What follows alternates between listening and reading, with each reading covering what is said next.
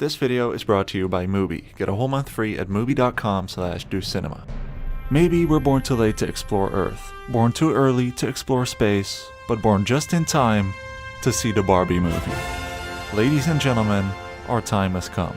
2 days ago, I attended the Barbie premiere where I got myself this goodie bag, and I gotta admit, the movie is pretty wild. Barbie and Oppenheimer are by far the most hyped movies of the year, and the last time there was such a spectacle was probably for the Minions or the Batman. And seeing as we prepared ourselves by watching every Ryan Gosling movie, it's finally time to talk about Barbie and Ken. So without spoiling it, let's discuss why Barbie deserves all the hype. So cool. Let's start with the cast. One of the reasons it became such a hype in the first place, and probably the only reason I wanted to watch it. Seeing as I'm a 22-year-old man who never played with Barbies but still wanted to see this movie, they must have done something right. Girls? I want to see men! This movie manages to capture so many different audiences. You got your average Barbie enjoyers, the LGBTQ community, and then you have the literally me drive enthusiasts who came here for Ryan Gosling. A drive? All watching this movie together in the cinema. It's poetic. And this is all thanks to Greta Gerwig. This is only her third time directing a movie solo by herself after making Lady Bird and Little Women, which were both nominated for an Oscar. However, she has acted in many movies, wrote scripts, and worked with her husband Noah Baumbach to realize many films. She is of course a real film buff, and therefore drew a lot of inspiration from a variety of movies in order to create Barbie, mixing elements from musicals like Grease to comedies like Playtime and psychological dramas such as The Truman Show. But let's talk about the elephant in the room. Margot Robbie and of course our man Ryan Gosling. Both actors have had quite the career, but their paths never really crossed except for a small sequence in The Big Short. However, when they were young, they both made some interesting career decisions. They once made me wear like a giant cigarette suit. I'll make you sick, and I'll make you stink, and I'll guarantee that no one ever wants to kiss you. Yeah, wanna be my friend? It was the most embarrassing thing. Anyways, yeah. And Ryan joining the Mickey Mouse Club. You gotta give me that pie! Throughout her career, Margot has starred in some amazing memorable movies, from working with legendary directors such as Martin Scorsese for The Wolf of Wall Street to playing in Tarantino's Once Upon a Time in Hollywood, and more recently in Damien Chazelle's Babylon. Growing up in the Australian outback, she really grew up as a tomboy while also cementing herself in Hollywood as a 10 out of 10 actress with an edge. You're amazing, and I'm so excited for you. Oh, it's thanks. incredible that you've gotten as far as you have with your obvious physical disadvantages. Just like a real Barbie, she showed her obsession with beauty in the American Psycho-inspired commercial. She played a smart, ambitious, blonde power woman in the movie Bombshell, and she already had some practice skating in her movie I, Tonya, telling the story of an American figure skater whose career comes crashing down after a scandal. It's safe to say she was meant to play Barbie. Now I'm not kidding when I say Ryan Gosling was literally born to play Ken. Being a member of the Mickey Mouse Club when he was a kid, he always loved to sing, dance and perform. And this man got some serious moves. Over the years, he has proven himself to be a real woman magnet, releasing his inner Kenergy in movies like The Notebook, Crazy Stupid Love, and La La Land. But behind this Ken also lies another side, the lonely Sigma, seen in movies like Blade Runner 2049, Drive, and Place Beyond the Pines. You know, most of the time the conversation is only about Barbie, and Ken sort of silently disappears in the background. At the time that you're shut up!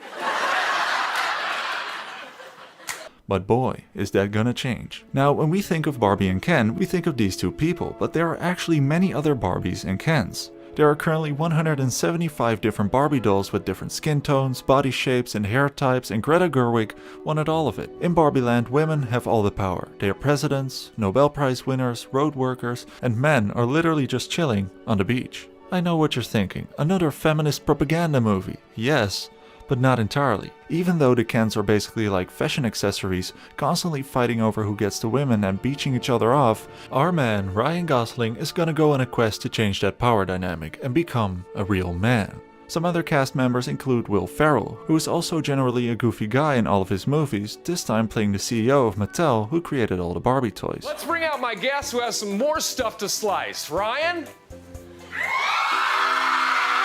Then we have Emma Mackey, who is often confused with being Margot Robbie. Sort of like a running joke now that, you know, have Margot Robbie and Emma Mackey been seen in the same room? I'm not sure. Not to forget Simu Liu from The Legend of Shang-Chi playing another Ken rivaling against Ryan Gosling. Michael Cera from Scott Pilgrim in the World playing the femboy of Ken. And last but not least, we also got 2 cameos of Dua Lipa and John Cena as mermaids. Are you sure about that? Let's talk a bit about the Barbie world itself, because the set design, marketing and music all work in perfect harmony with each other. It always amazes me how these set designers work their magic. To quote Greta Gerwig, everything needed to be tactile, because toys are, above all, things you touch. You know, miniatures and compositing it so it doesn't feel synthetic. It feels like it's real, it's there. There's an interesting paradox in that, striving for realism by making things unreal. Instead of using a green screen with a CGI sky, they used hand-painted backdrops with mountains that could switch between day and night. The scale of the set pieces are not entirely lifelike either. The car is just a little too small for Barbie, the windshield comes up to her chest, the fridge is partially in 2D, there's no water nor fire, and it's all just a bit quirky. Same goes for their acting style, because Ken has this artificial ha ha ha laugh, and people can split their legs like dolls, and Barbie doesn't really have any second thoughts or hesitation whatsoever when she speaks, just like a real doll. However, when they later enter the real world, things are starting to change. Me being Ken, I also was kind enough to give them the keys to my newly built dream house in Malibu so that people can have a look and book a stay. The marketing even extended to the Primark, which was filled with Barbie merch, and even went as far as people stealing billboards with Ryan Gosling on it. Someone DM'd me the other day saying that they stole one. I have plans that I cannot share with you right now because the haters will sabotage me. I have plans.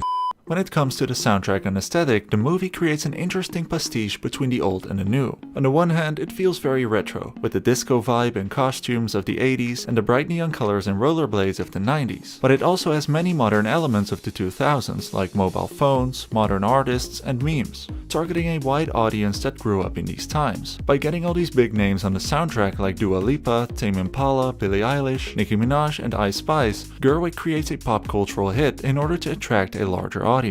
To be like a movie with just an amazing soundtrack. And I thought Saturday Night Fever obviously has this incredible soundtrack by the Bee Gees. And I will say this about disco as a lover of disco. Barbie and disco, little bit dorky in the best way. It had that quality, and Saturday Night Fever was like a kind of a movie that was driven by music but not a musical. But Ryan Gosling singing his heart out about how he's just Ken is just me. I get it. The most important question to ask is, what's it like in terms of story? In case you didn't know, there are a measly 42 animated Barbie movies in existence today, and this guy decided to watch them all.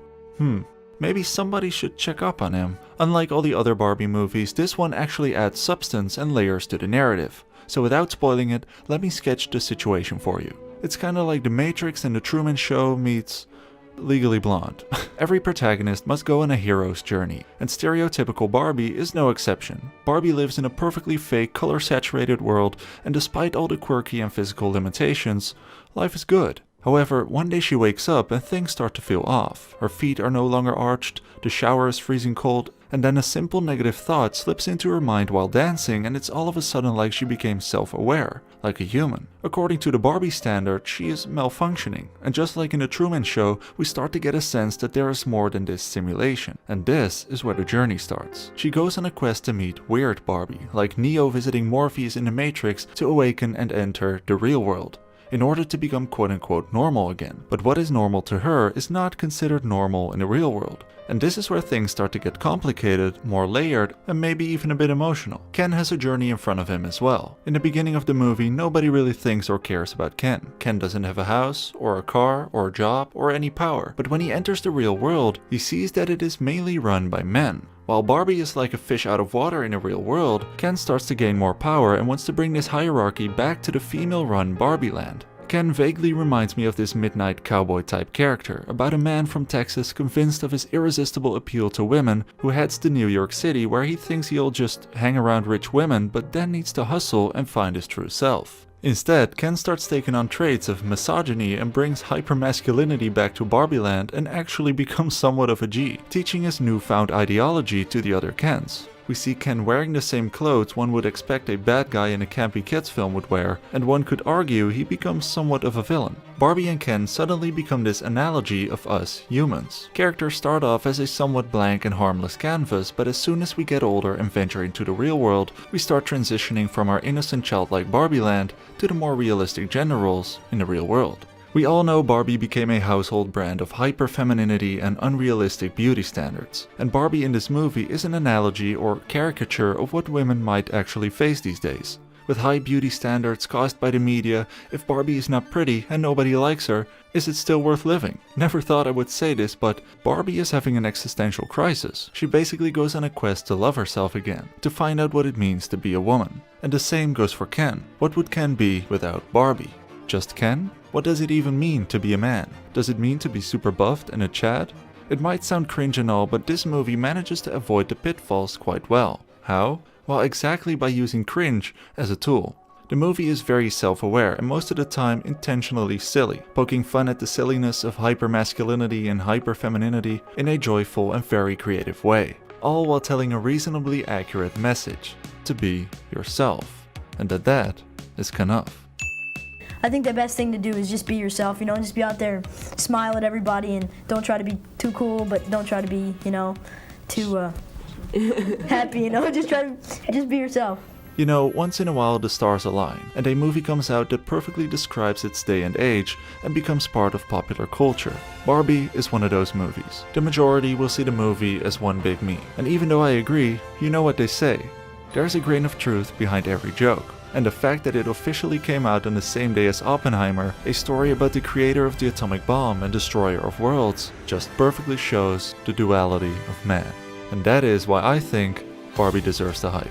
Now, if you want to prepare yourself for the Barbie movie or just can't get enough of Ryan Gosling and Margot Robbie, I got you. Because Only God Forgives, I, Tonya, Drive, Half Nelson, and Blue Valentine are currently streaming on MOVİE. Not only in my country, the Netherlands, but in many other countries. MOVİE is a curated streaming service dedicated to elevating great cinema, a place to discover ambitious new films and singular voices, from iconic directors to emerging auteurs. And the best thing is that they are all carefully handpicked by MOVİE curators, streaming anytime, anywhere. I work anytime, anywhere.